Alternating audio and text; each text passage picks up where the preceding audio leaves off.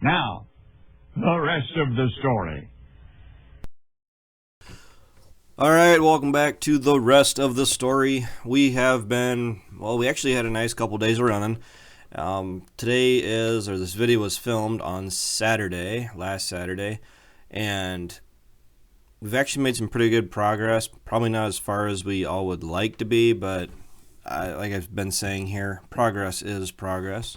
And the corn is varying as far as yields go, so I'm just not even getting into the discussion of yields. Some people just don't want to hear it. So the corn is standing great. That's actually a very good compliment to the crop for everything it's been through so far. We've had at least two pretty good snowstorms that we've had to actually wait for the snow to melt off on. And we are starting to work away from the home farms. We got one of Ryan's fields done, and we're currently in one of Dad's fields. We haven't had a chance to do too much of mine yet. I took out, at the end of this day, I ended up taking out one load of one of my fields, and it was just the headlands where we're doing all the turning around with the sprayer and the cultivator, and hopefully, well, I do know that going back and forth across the field, the long rows are like 40 bushels better than the headlands. So if you could just find a way to completely eliminate the headlands, that'd be great. But just the way the field lays, I don't want a grass buffer strip around the whole field. It's a waste of land. And here is my futile attempt at trying to get away from Mountain Dew. I got a water bottle. I'm kind of important to at least have something with you when you're away from the farm all day long. We left I was up since 6. No, I ate breakfast at 6. And from 6 o'clock till about 10 o'clock that night, pretty much all I had was water. And, that's all I had. Didn't eat lunch or anything. So, we've actually been running some pretty long days. Everything's been running great. Combine does actually have to have some work done to it.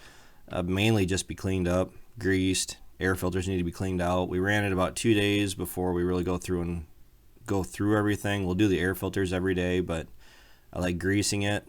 A lot of the markings on the combine only recommends greasing every 40 to 50 hours. And to be honest with you, I don't let it go that long. I like to go right around 2 days, just because I would rather grease it more often, but not get carried away greasing it. Instead of the common number of shots of grease I give is about 10. So if we're going to go through and do the combine, as opposed to doing it every 50 hours like all the stickers say, I'll go through every day or two or every other day. If it's soybeans, I'll grease it every day, just because soybean dust is terrible. But when we're doing corn right now, I'll go through about every other day, give every grease zerk about 4 or 5 shots, just kind of keep some fresh grease moving through them, keep the zerks fresh, because this thing is eating a lot of dust. You see that little dust cloud ahead of me? That is the combine. The only thing that I've really noticed about a chopping corn head is the amount of dust that they kick up. I mean, that's not talking down on this head that we're running. It's a chopping corn head in general.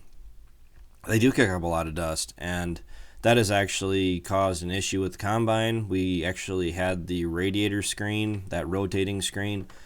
We plugged it, and because of the fan drawing air through the radiator, we actually plugged that screen up where it was solid full of corn dust, and the screen not allowing any air through, with the amount of air from the fan trying to pull through that radiator and through that screen. We actually burnt the belt off that runs that rotary screen. Stupid simple fix. It's just something we've never really had to worry about in the past, because we've never ran a chopping corn head before. And normally we would only have to clean the radiator once a week in the past, and now it's turned into a daily event. So lesson learned the hard way, the fun way, should I say. So yes, we are using the Midland radios. Somebody had asked me why we don't have the micro mobiles, the base stations. largely because I don't want to go through and wire up a base station with the big antenna sticking out the top of our tractors, because the 82 and the 46 would be fine. The combine, you'd probably get away with it. But the thing is that we're in and out of the machinery a lot, and it's nice to be able to chirp at somebody if they're outside of the machine and they can put the radio on their their pants pocket, clip it on their shirt. I am wearing my overalls, so I was clipping it on the strap of my overalls. I'm trying to make sure you guys can still see what I'm doing. I like the mobiles, to be honest with you. The 76, I had that micro mobile attached in it full time, and there was a bigger antenna that I could have put on top of the tractor, and it really would have stuck up there where I would have gotten a good signal and all that stuff. Because that was the other problem, is we weren't getting a good enough signal off the station with the tractor, the way we were mounting the antennas, that we couldn't really get a good signal out anyway. Nobody could hear you.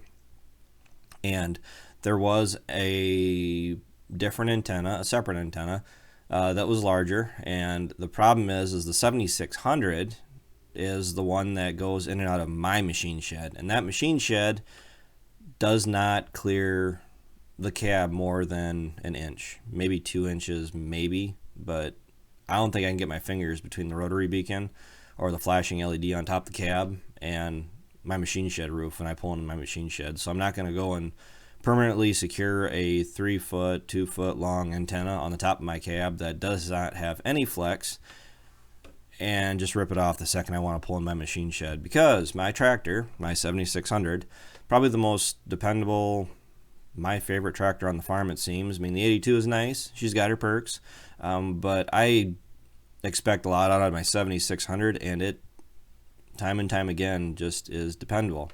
Now you can see that my lips are moving but you're not hearing anything, is because my audio was not recording, so I'm kind of paraphrasing everything I'm saying in the video.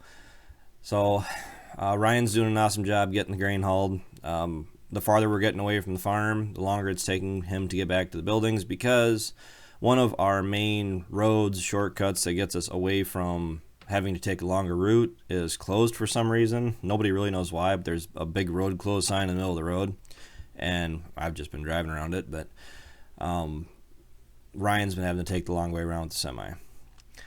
All right, we have a very, very long list of things we have to do yet, between round baling corn fodder, maybe tillage, maybe spreading fertilizer, hauling manure, hauling bales in, hauling hay bales in. And that's probably enough for this video. So thanks for watching. Thanks for tuning in. Take care. Take it easy. Keep in touch. Hit that like button if you guys don't like to comment. If you like to comment, just say hi.